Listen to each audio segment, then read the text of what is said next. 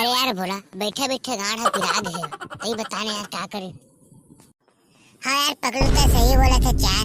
मोर एक ठीक आइडिया है भाई। क्या आइडिया है बे, जल्दी बताना सारा।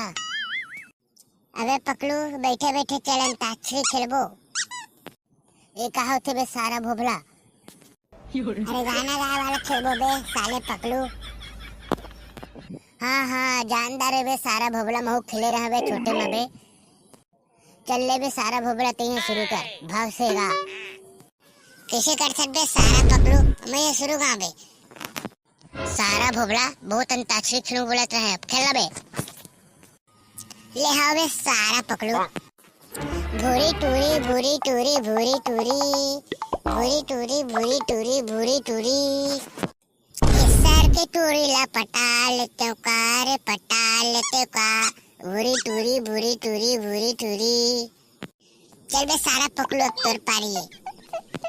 हाँ बताना बे, कौन सा मगा बता।